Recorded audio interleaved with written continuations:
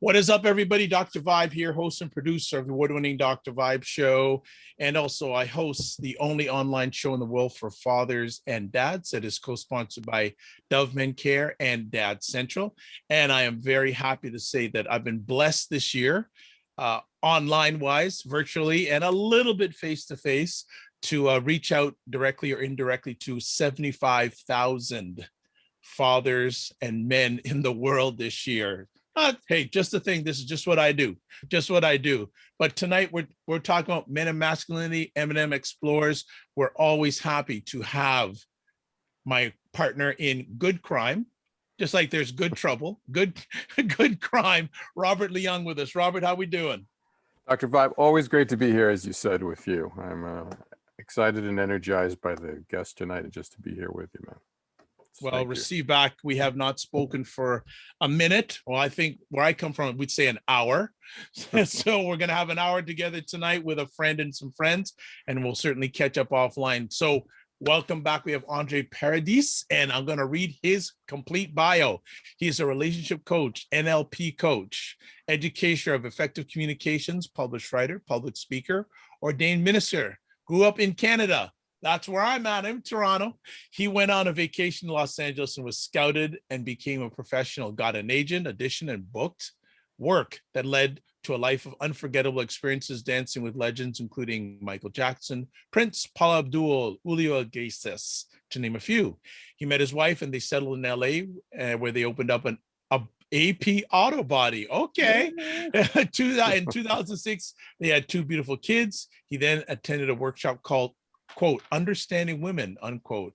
He then studied and learned from some of the biggest relationship masters, Dr. Pat Allen, Dr. Esther Perel, Dr. John Gray, Shanti Feldman. Oh, Shanti Feldman. Oh, yeah. And Alison Armstrong. He started sharing his knowledge with his friends and family. He saw that his knowledge actually helped people lead happier lives with the people they love. Wow, what a unique concept. People living happier lives with the people they love. Wow. Indeed. That's a good, simple message.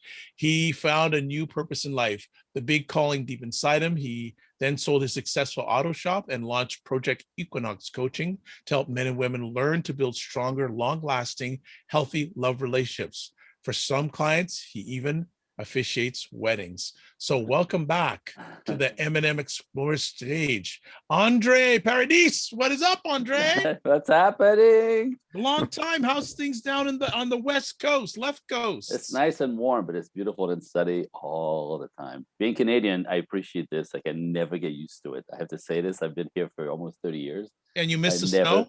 Never. Ever, you miss the snow? I do not. Okay, good. So I just want to make sure you had somewhat of sanity. I do not. Yeah. Okay. I moved here for that purpose. I was trying to get away from the snow. Nice. I did. I'm glad to thank you for sharing the bio, because we haven't given you a proper introduction all the times that you were on. So thank you, and I feel nicer and better that we have a proper introduction with you today. Thank you. We always have fun when you're on, and you said you're a little bit antsy. I don't know what antsy. What is the definition of antsy? You, whenever you're on, you're all fired up. So, but you said you're more fired up today. We're talking about understanding men tonight. Why has this got you antsy? Because what's popular in our culture is exactly opposite. You know, we're not trying to understand man or give them the benefit of the doubt. We're trying to figure out why men do what they do, right? Men are wrong. They have to be more feminine, and that's the new right. And so as long as if we get them to be feminine, they'll be right. No. So this makes me, it's not antsy, it's feisty. This topic makes me feisty.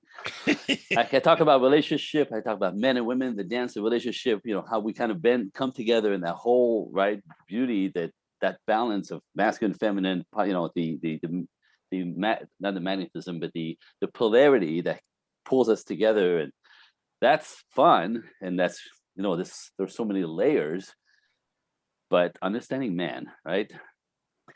No one like this, people just roll their eyes. There's nothing to understand. I had a lady say to me, understand man, all they care about is boobs and beer. Like, discard me completely. Like it's out there, right? Like it's ugly, so it gets me feisty. Yes, absolutely. It makes me feisty. So I don't know what is going to come out of my mouth, and I'll try to. It's okay. Robert, want to bring you into the conversation right quick. Understanding men. What goes through your mind and comes out of your heart about understanding men on July 29, 2021? Well, I think, for me, it's always been not about understanding men necessarily, about having men understand themselves and discover who they are. And that's been at the heart of the men's work that I've done and continue to do, because there's still a vast majority of men out there who don't know who they are. And I think part of this discussion is that society is not helping them get to that place either. They've got to find it on their own. So Yeah, I'm here to talk about it tonight, and I'm feeling feisty. I'm feeling feisty too. Oh boy, I'm loving this. Well, you know what's interesting? Before we are in the world that we're in now, whenever I went out and shared about fathers and men, almost all the time, 75% of the audience was women. Yeah. The guys wouldn't come out. They want to know about us. But then on the other end, there seems to be a large proportion of women that say, we ain't worth nothing. Am I wrong? You want to get me going? That's why I said that. Yeah. You want me to go? Okay. You want me to go? Because I want to go.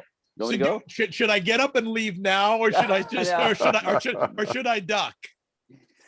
I don't know. So, my perspective, right? This is the work that I do: men and women relationships, right? I do men's work, I do women's work. I work with a lot of women right now. My business is really concentrated a lot on women struggling to find love, because they're struggling to find love.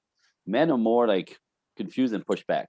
Like men kind of push back, and they're lonely, and they're disconnected a lot from like sort of trying to find who they are.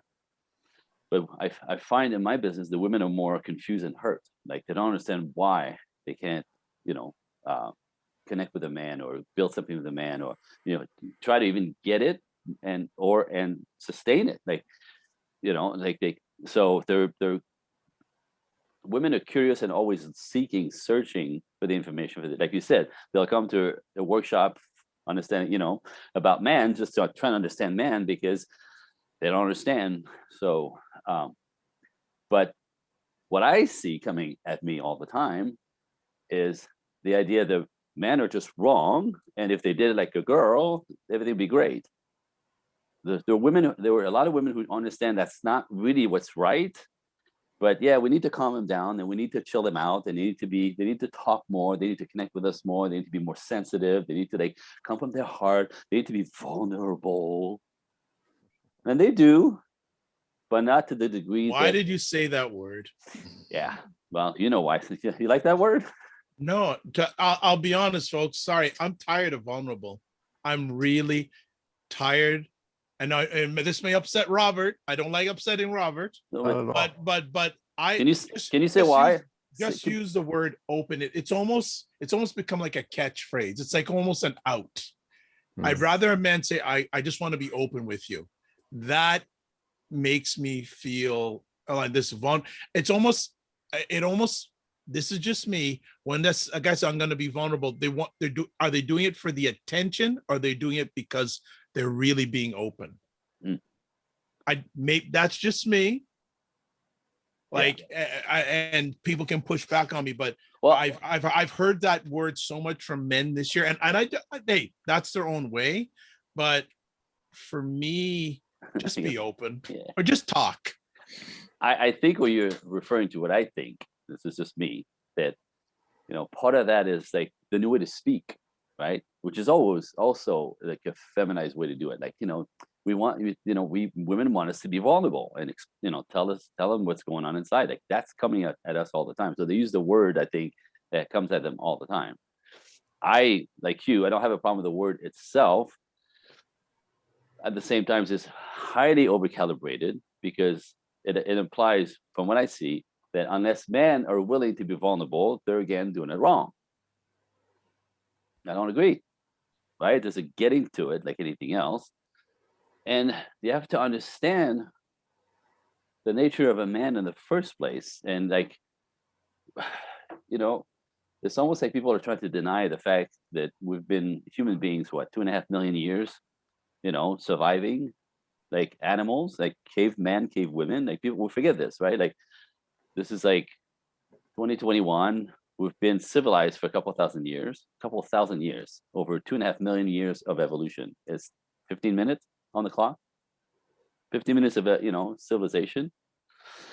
And so we think that we're educated, we're smart, more than a caveman. We're civilized. We have all these goodies. We're not cavemen anymore, cave women, so we should be so much more, right?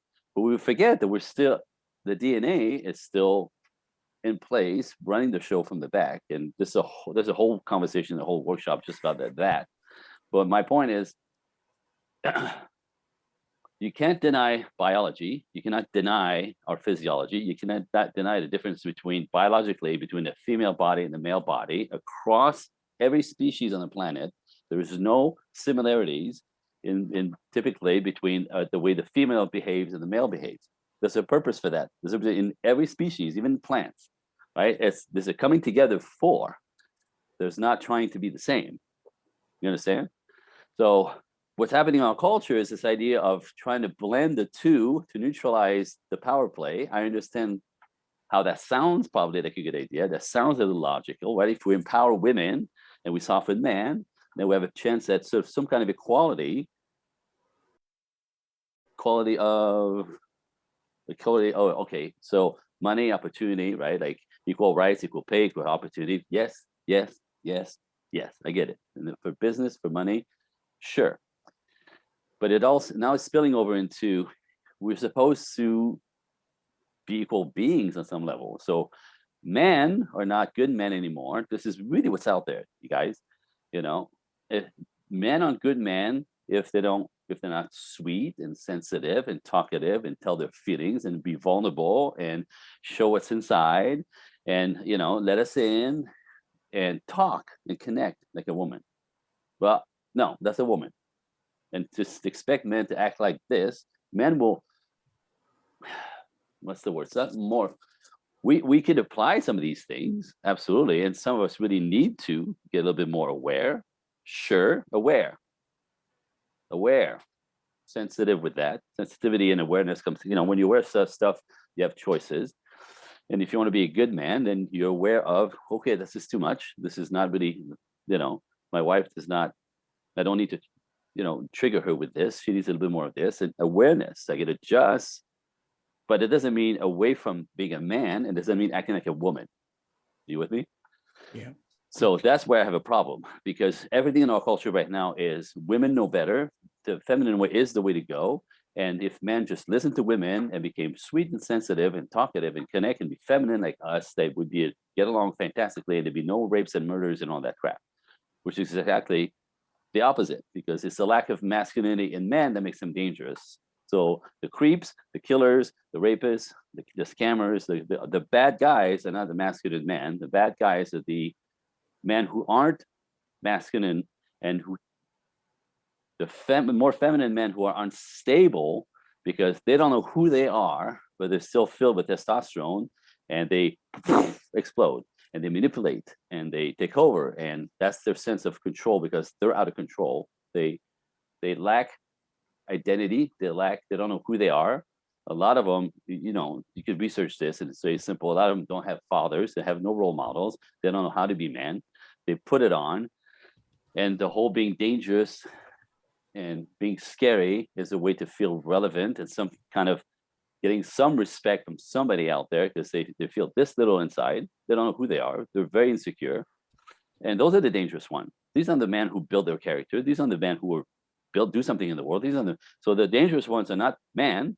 Actually, men protect everyone, men, women, children, the planet from these guys. So I don't want to hear any more toxic masculinity, and that's a problem. Feminine men are toxic, are dangerous, are the problem. Masculinity is rescuing everyone from these guys first and trying to help everything else. Masculine men solve problems. naturally, instinctively, neurotically, men solve problems. That's what we do. Boys, which I call the feminine men, create problems, make problems. Boom. So I don't want to put masculinity under this umbrella of only comparing the crap that the bad ones do with masculinity. Okay. Okay. Well, as you shared there, I was thinking about the whole vulnerability piece that you were sharing. That I say, so folks out there, okay, the word is out there, but just for me, I'm hearing it so much. Like, and hey, people use it, no problem.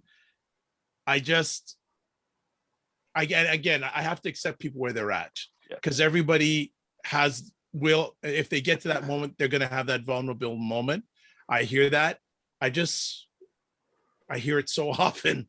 I just hear it so often. And again, I have to accept people where that, because some people that's their jumping point to start getting to be more open. I want to bring Robert into this because Robert, you have worked with hundreds, if not thousands of men, and you brought up a very good point at the beginning about men understanding themselves. Yeah, I mean, I think that's a critical part of it. And I think, the biggest part of that equation, and the part that's least understood, I think, is for men, is them understanding themselves emotionally. They haven't had as much experience with that, frankly. It's not something that's encouraged. I think in our culture, at least, I think not being emotional is considered a sign of masculinity. And I think quite the opposite is true. And I think there's a great power in being able to be in touch with your emotions. And in order to actually understand them and utilize them for the advantages that they create from an instinctive level, we have to be able to not be ashamed of them, but we have to have the opportunity to understand them and express them. And I think that's where I'm coming from, that sense of liberating men emotionally in an intelligent way, in an instinctive way. What's the instinctive way to get emotional for a man, if you could explain? Well, for example, getting angry if somebody threatened you, or in defense of your family. I think I don't see what's wrong with that, honestly. No, I'm not. I'm saying those are great. I think they're important and essential. Okay, so that's it. I think that's instinctual. You're right. That just shows up.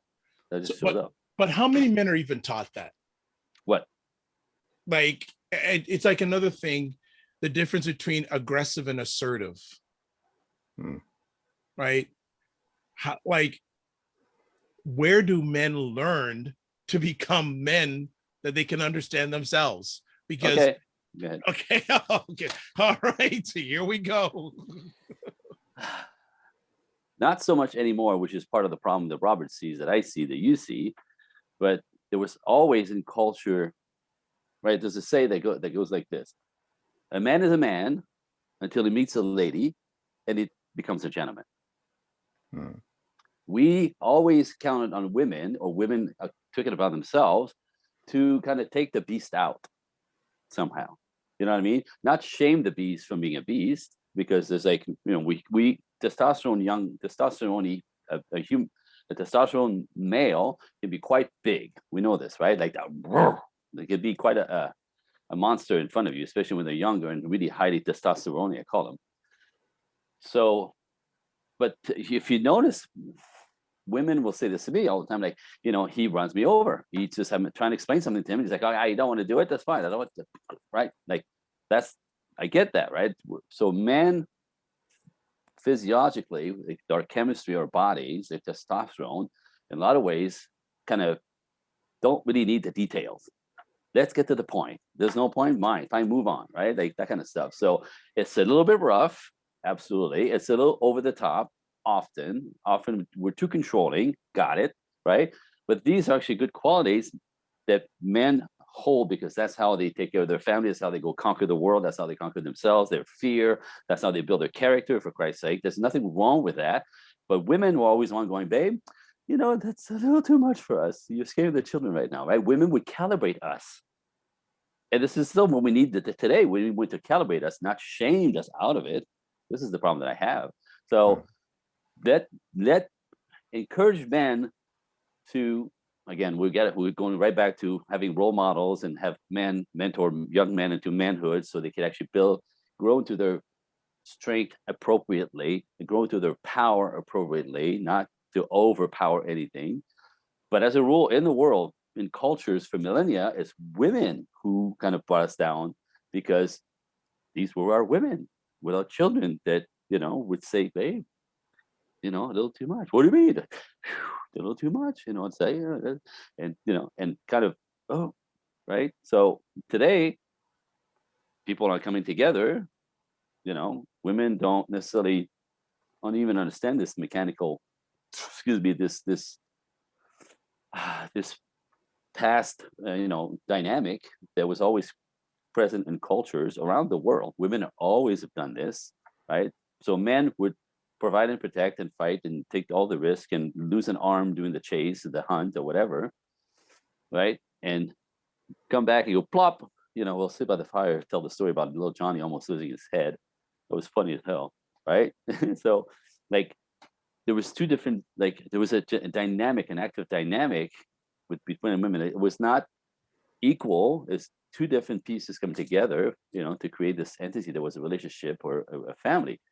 And I go right back to my past. If you look behind me, ballroom dancers, that's the metaphor of my life.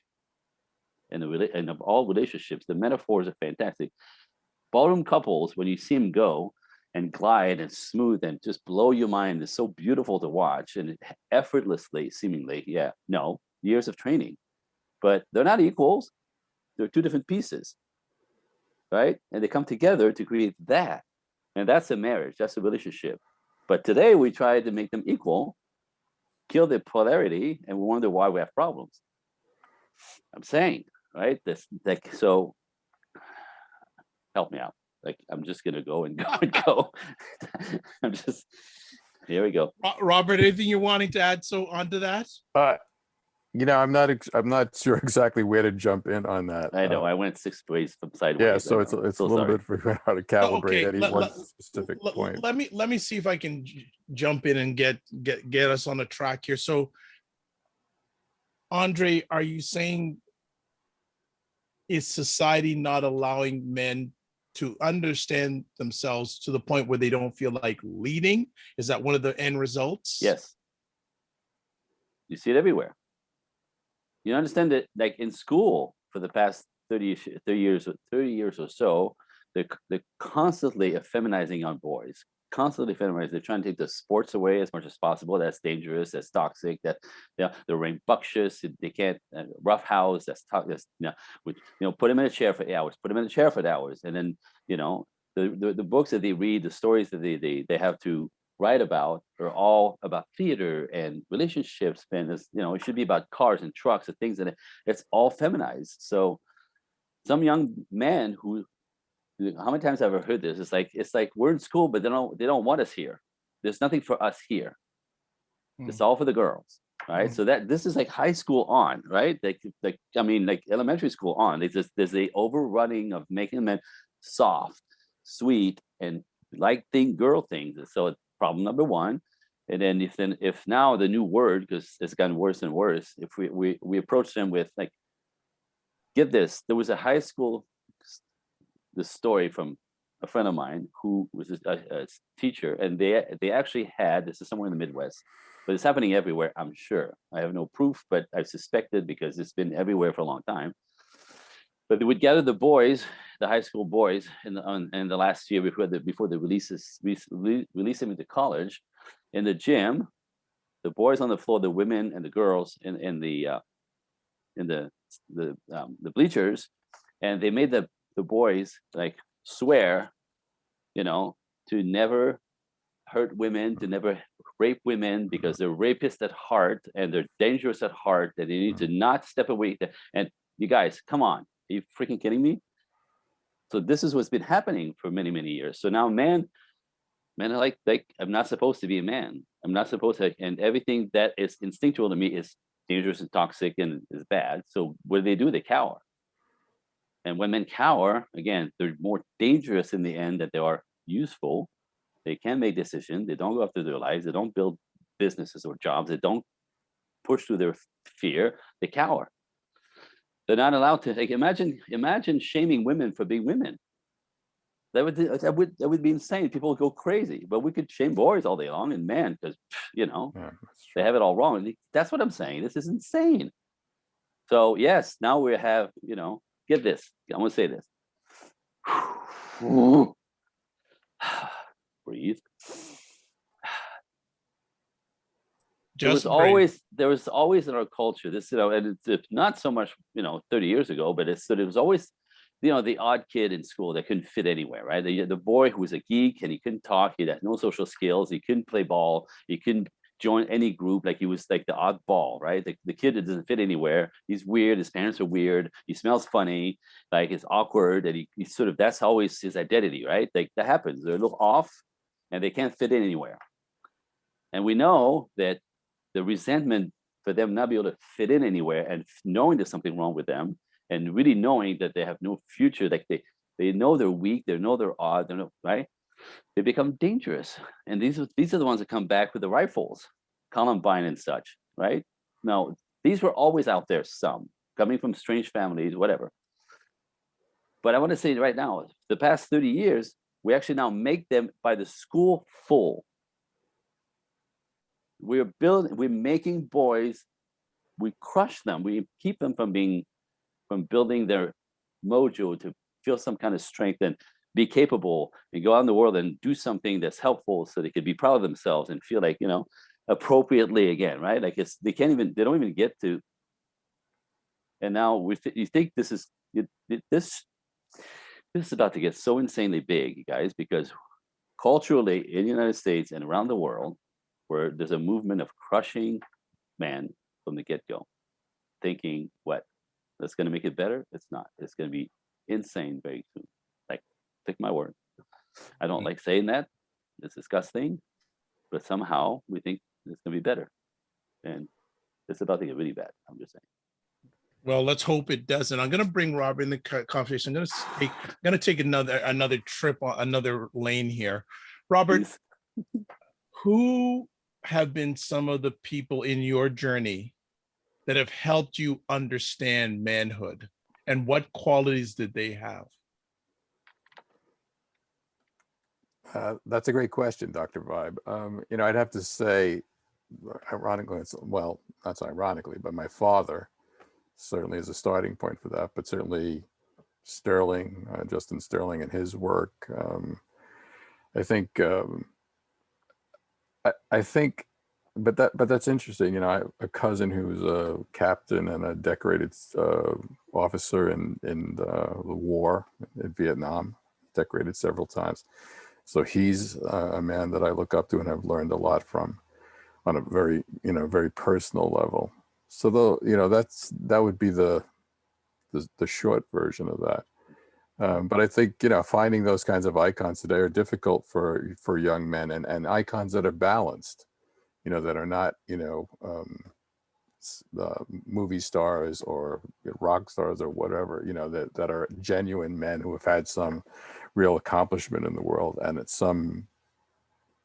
more of an old school definition of what masculinity was like then, where it had some legs to stand on. So those are very personal people for me, obviously, and I think it's hard for kids these days to find those kinds of symbols and mentors in their life, and I think that's part of the problem. I want to go a little bit further, and then I'm also going to bring Andre in. So Andre, think about that question, like who's helped you understand men. But I want to go a little bit further with you, Robert, in regards to, you're talking about young boys. It's difficult for them. And again, you mentor, coach a lot of men. Do you also see that in men that are older than young boys? That's an interesting question too. I don't see it as much, and I think some of that may be just bravado on their part, and they still remember what it's like to have some bravado. So I don't see it as much in older men, but I do see it in younger men. That lack in younger men as well, that they don't have a sense of what it means to be a masculine man. So I think they go to extremes to try to achieve that. And everybody looks for examples of what they want to be consciously or unconsciously. But, where do young men go to look for what is a substantial, in their mind, mature male figure to emulate? And I think that's part of the problem. I think that's what Andre is saying too. Where do you go for that? Marvel Studios, what they do. Yeah. Seriously, and it's unattainable, right? It's just a fantasy. It's not real. So. Yeah. Well, Robert, I'd like to thank you for answering that question. Before I turn it over to Andre, I'd like to thank everyone who's watching live on Facebook. If you have any questions, comments, please put them in the real time. Lee Rosen, our program lead at Massily, the M&M Explores team, is watching the line. So we will get your comments in real time. Andre, the question for you, who have been some people that have helped you masculinely understand manhood? My father, my 3 brothers, my 6 uncles. Yeah. My friends in school, the people in my community. I had a privileged life in that I lived in a city, but we had a house in the country for the summers and the weekends. Community and man on both sides. We did all the farming stuff that you could do in the summer, like men, learn from a city boy to learn that. It was really amazing, like hay season and the bales and like the 3-week window where you have to fill up the barn up to the roof, because the horses have to eat through the winter, so man, and the biggest one was my dad. And it's funny because it's the mixture that worked, right? My dad was too big. My dad was too big. He had something to prove. He was 5'3", and he had a Napoleon complex, and he's going to have to. He had to run people over to feel relevant. Now I remember thinking that's crap. That's too much, because he did it to us. He did it to my mom, right? So kind of pushed that extreme out, but it's still some of it stuck, And later on in life, I would lean more away from that and realize that was a problem. So I had to bring that back. Right. But the other example around me was like, okay, this guy is kind of like, yeah, he's got both. You know what I mean? So emulate that. But I mean, there were men around in my world, and I have to say this. So I think I mentioned the last time I was here. So my son just turned 21. My son, that I'm going to say, was raised to take care of himself, to go after his stuff, to manage his stuff. He's been doing his laundry since he was 12. You know what I mean? He's learned to handle his life. So he's got everything, right? He's going to school full time. He works full time. So he works his butt off, right? He's got his own car. He just turned 21. Like, he's been doing this since he was 17. Right. Right. So he's managing his life like a little man, right? And he knows where he's going. But get this, he's also very loyal, and his friends are everything. So he's got 5 buddies that they've been together literally since elementary school and high school, and now in college. On the weekend, I have 6 boys, young men in my house at all times. my house is full of them all the time. Right? 6 of them. 1 of mine, and the other ones are not mine. Yep. My son is the only one who has a father. Wow. And they all call me dad. Yeah. They come home, hey dad, I get a hug. Hey dad. So that's part of the problem, right? There's no males in these people's lives. I'm glad you're reading my alleged mind on a number of things here. So first of all, isn't it interesting when I asked you that question of where you got your understanding or teaching of man, you both included family. Yeah. Family Absolutely. was very interesting in that. And Andre, I can relate because my father is still alive, and my 3 closest man friends do not have their father, passed away, whatever, but they all emulate to my dad. So it's very interesting. I can relate to what you're saying in regards to these young men. They don't have their father around. And it gets back to something that you said very early, Andre, about the whole family structure. the And it's just- family, getting back to that family structure and understanding men. Also, we could also say it's understanding women, because Of course. if there is not a father in that household, a lot of times it's not the greatest for the young ladies growing up either. Not all. I'm not saying all the It's time. imbalanced. It's terrible. It doesn't work either way, but it doesn't work either way. Sorry, you're right. It doesn't. I want to say out loud, it doesn't work either way. No, it doesn't. It's not good for the women to not be To not have a male example, right? Absolutely. What's a girl? Her little girl didn't have a father in the house, has no idea with the nurturing essence of a daddy energy. Right. And so they never get to bond with that kind of energy. So they go in the world trying to bond with men. They don't even know what it is, so they can't. And they're like, Or they take on that energy. or they take on the energy. They usually Yeah. do, absolutely, because it's missing, because they become their own protection, and Right. they can be.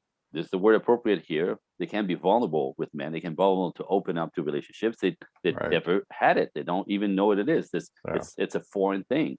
So single, like fatherless homes are terrible for everyone. Absolutely. So that's Yeah. the problem. Many a time when I get the opportunity to sit down with a man, I always ask him, tell me about your father. Yeah. That tells me You want a to know lot. about the man, you ask him about his father. Straight up, Exactly. straight up. Because even if the father wasn't there physically, I always say every person has a father. The question is, where is that father? Right. So for the people out there, especially the ladies, saying you want to understand men, hint, hint, hint, hint, ask him about his father. Yep. Yeah. Ask him about his father. If you want to understand men, and again, it leads now to the number of fatherless homes that are in society today, that has had a humongous effect on men. And really leave them just hanging without an identity. You know what I mean? Like they don't know who they are. And they're encouraged to lay low. Okay, here it is. It's everywhere. Congratulations, way to go. Yeah, that's usually going to go sideways. That's not going to happen. Just does. Not 100%, but Yeah. it's way too many, way too often. Yeah, and both of you have mentioned the media and society during this conversation. What you got to say about the media and society when it comes about understanding men, and during this time? What I know you whenever I do conversations at the end of them, after we're finished, we do roses and thorns. I think you have more thorns for society and media when it comes to this understanding men than roses. What do you have to say? Well, I call it culture. The cultural pulse is really what's pushing down on men. This is a cultural movement, right? Like this. I was listening to somebody this morning, a very, very big speaker, who does therapeutic work and men and women, work stuff, and she's like, she's trying to unify everything and neutralize everything, and she said she's incredibly, like knowledgeable woman, but as a therapist, men have to learn to open up, and women have to find their voice, because for millennia women had no voice, and so we have to encourage women to find their voice, of course. But what's happening is we've done this, right? So, like, get this. This is the line that I sent you. You said, what do you want to talk about this on this podcast, right? And it's not understanding man was the title. It's me. This is because it's something that I have to say constantly. I say, not understanding man, ladies, doesn't mean that they're defective women. So women talk to me about men like men are defective women because they do it wrong. They don't like them. So I'm saying, because men don't do it like women, that doesn't make defective women. They're men. They're never going to do it like a woman, and they're not defective when they're doing like the culture says they should be sweet, sensitive, talkative. No, they'll do some of that with your encouragement, right? Because it's essential to bond with them that way. But like, I'm going to say something. Here it goes. Are you ready? Here it goes. This is when you have to understand that in our DNA, we're still very much instinctively driven. We have more instinct than choices in our heads. I don't know if you get that, right? So we're still more caveman, cave women, more hunter-gatherers that we think that we are, but we are. Our physiology is all built to this, right? And all of this was complementary to survive. It was all about survival. Right? Men would go hunt and lose limb and go for 3 days and come back and with the food and go plop, go sit by the fire and tell stories. Do you mind? And the women would gather, meanwhile, the berries and mushrooms and stuff and keep the fire going and take care of the children, right? And get the nest going because the guys were going to crash and needed some rest and they needed a place to land that was soft and comfortable with some food. There's neither parts is better or worse or, more glorified. It's two pieces to make life work. It was all about survival. And by the way, survival was a thing that happened daily, right? Every day they had to find some shelter, some food, some water, right? This was the four: food, water, shelter. There's one more, whatever. The basic stuff. The gig for millions of years, 2.5, depending how far you want to go, 5 million years if you want to go back to like our monkey ancestors. The gig was to survive till tomorrow. That was the gig, survive till tomorrow and make it to tomorrow. Try not to get eaten by the bear. Like tomorrow. And so we realized that to make it all together, it was better when we get together with some people, right? So little tribes and all that stuff. This is where society started. Like as a unit, there was more access to help, support, and whatever. So this is how society got. Like you realize that all of us are sitting here looking at each other because our ancestors for millions of years have managed to procreate and stay alive overnight until the next day, not eaten by the bear or killed by the tribe next door. And we're all here. Like think about this, should make your mind explode just to think about this. We're all here because millions of years of our ancestors managed to survive at least long enough to make another one of us and another one of us, and another one of us, and that one, right? Mind blowing. But get that, if you understand that programming, that there's a hunter brain and gatherer brain, a hunter system of operating. It's so basic. I know on top we uploaded some apps, right? We uploaded like being more intelligent, being educated. We uploaded some stuff, but the program is still that. The false system is still that, right? So get this. Within all this survival mechanism, women are all about their feelings. Yes or no? What I mean by that is the woman awareness in the world, they're aware of everything around them all the time, again, for safety. But what comes at them, like what they see, what they smell, what they hear, what they taste, what they touch, sort of makes them feel good and bad momentarily, back and forth. This is the work they do with them. They know, women know this. We don't necessarily know this. This is what they do. Everything that comes at them makes them feel good or bad.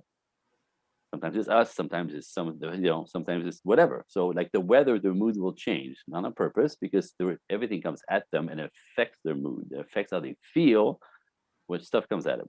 Got it? We don't really operate from that place. We operate from what needs to be done. So we survive, make a plan, and right? Now that we're evolved and we're all the way over here, and we're more civilized, women like us to be more sensitive, more talkative, more part of the blending of what the way they connect is what I want to say. It's really what it is. They want us to connect the way they connect because they want the connection to feel safe. But get this, on a basic caveman level, men don't trust feelings. Men don't trust feelings at the bottom. Women are all about their feelings. Problem number one. Let me explain. You're looking in your eye like, what the hell? What are you saying? Right? So get this. I hear you. Right. I hear you. So, like, caveman, if we're gonna keep our tribe alive, right, and protected, and we get attacked by the next tribe, because that happened, right? Take over the territory. So they would kill all the men and take the women and their food and kill the children, and right, like this, like survival. if I'm being attacked, happens today even at war. If I'm being attacked physically, I can't have any feelings for my attacker. If I for 1 second think, what if it's got kids? I'm dead. You understand? So feelings make me kind of weak. Feelings are dangerous for us. Naturally, instinctively, if you want to put it that way. So the fact that we're not feeling driven, it's not a defect. It's sort of in there. It was a way to survive for millions of years.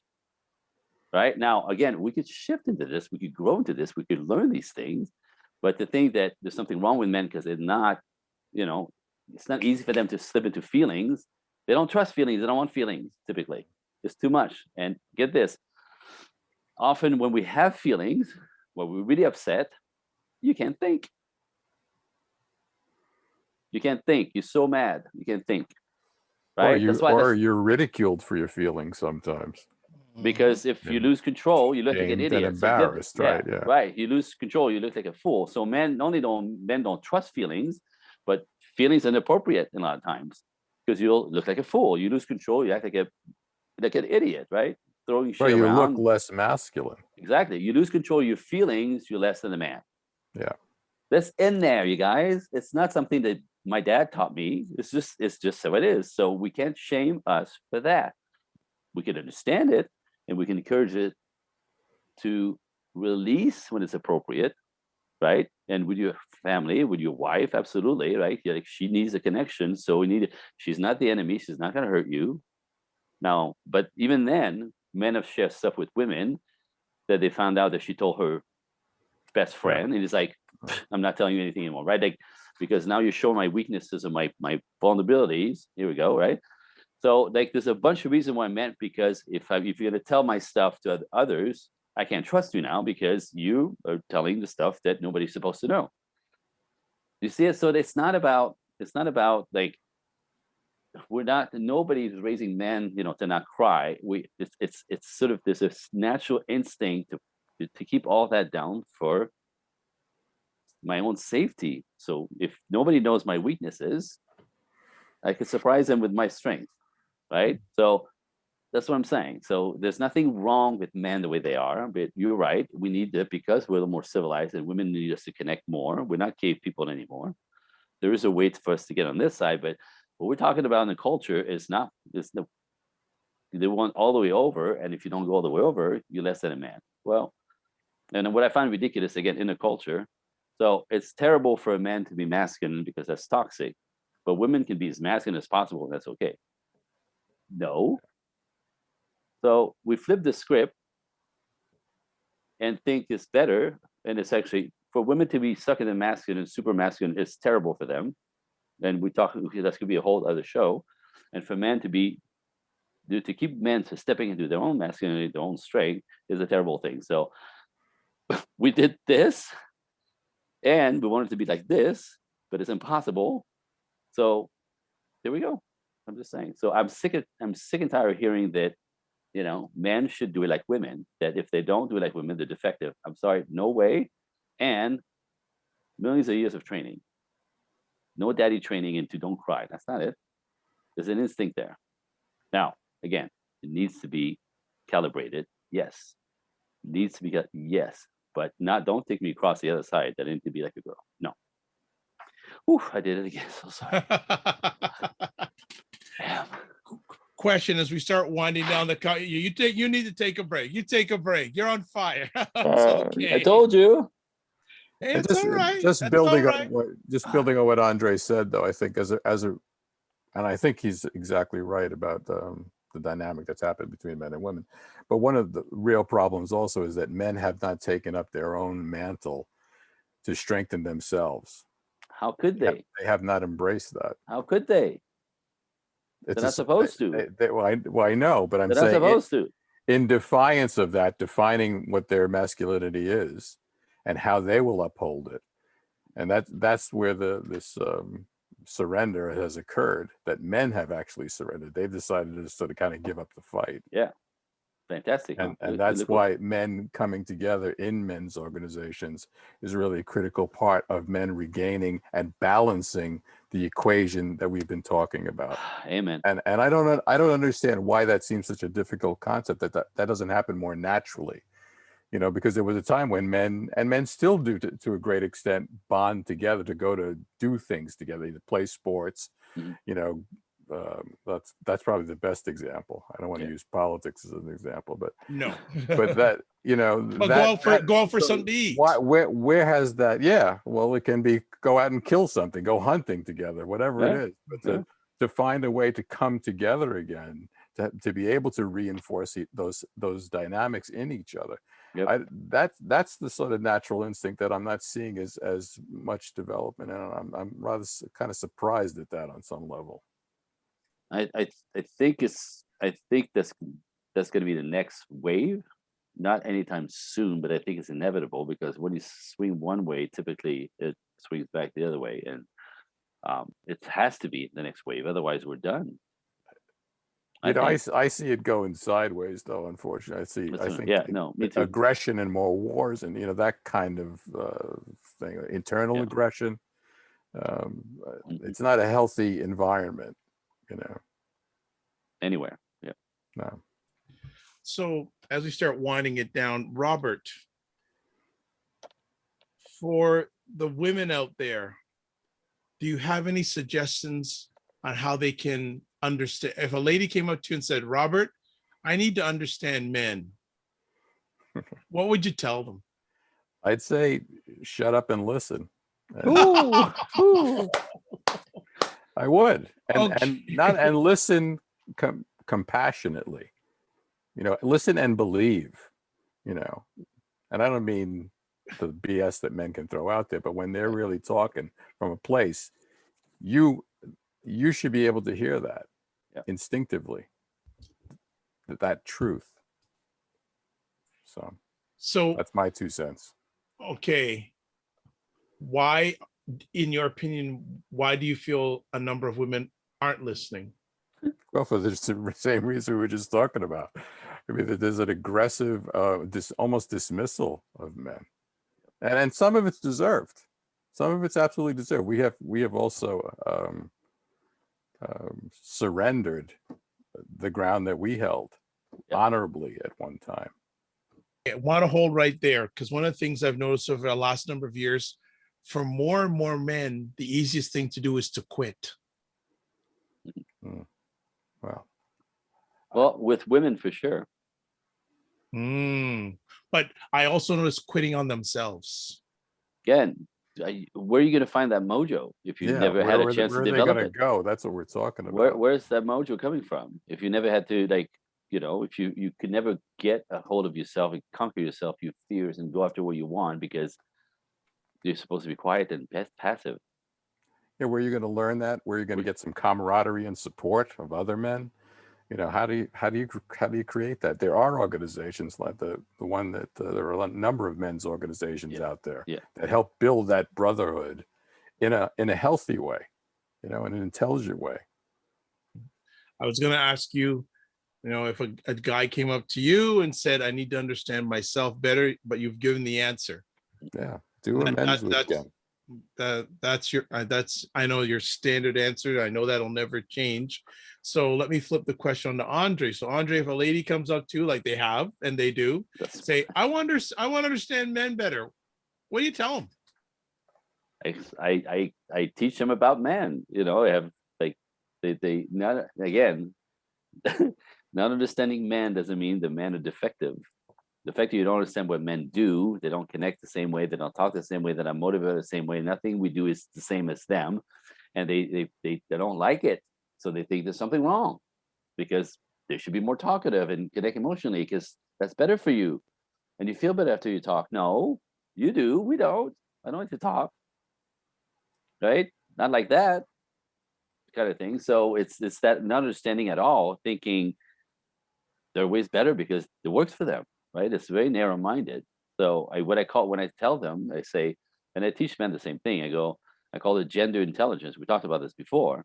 right? If you're a woman and you want to understand men, you cross the bridge into men world and go learn what motivates men, what makes them tick, why they do what they do, because it makes no sense to you, but there's very good reasons. They're men. They're wired differently. Their chemistry is different. What pulls on them is different. And in every way, we know this, right? There is girl car and boy cars. People are like this, those are stereotypes. Well, yeah, duh, right? Chick flicks and dude flicks, right? There is such a thing. Now you can try to neutralize this to death, go against nature all you want, fine, that's going to work for a while. But if you let it be, it still slides, into the preferences. So go learn what men want. I teach this stuff, right? Like a lot of the thing about men that's complicated for women is most of us, we just do what we do, but we can't explain it. We don't talk. We can't explain. We don't have words for it. Even if it's like, why do you do this? Oh, I don't know. Right. So the way I explain to ladies is that men are much more, they're very reactive to you, but they can't explain why. If they feel disrespected, they step back. No, they don't say, I'm feeling disrespected right now. They just go, ugh, and walk away. Like they don't have words for it. They just move back. Right. If you're magnetic, if you're warm, you're feminine, they go, ooh, they come in. And so why did you come over when I was just like, I don't know. They're reactive, right? So men can explain it. So through the research that we have, we can explain men's behavior in a way that men can never say. So the women go, oh, and they go practice. They go, oh my God, that was great, right? So, but you can't stand on your side as a woman and say they need to be like us. That's ridiculous. So you have to find out what. And I say the same thing with men. And men are like, like she's always talking about like what she needs and like, she needs so little. Why can't I give her what she needs? It's so little. And he's like, what the hell does that mean? So men cross the bridge to woman world and go find out. There's a lot of research. There's plenty of stuff out there, and there's a very good reason for why they take things personally, by the way. Like that's a big one. Why she takes everything personally. Yeah. Go find out why. You're triggering the cave woman in her. Go find out why. This is for real, and it's not stupid. It's not silly. It's for them. That's a big deal. So I said, when you both cross the bridge on the other side, you're gonna learn not everything because it's impossible. But when you have a good chunk of understanding, then I say you go back on the bridge with a man and a woman. In the middle of the bridge, you can start practicing to dance.